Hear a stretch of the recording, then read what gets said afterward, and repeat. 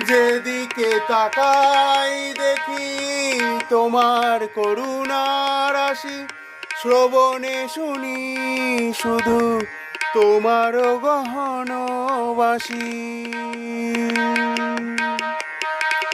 যেদিকে তাকাই দেখি তোমার করুণার রাশি, শ্রবণে শুনি শুধু তোমার গহন বাসি।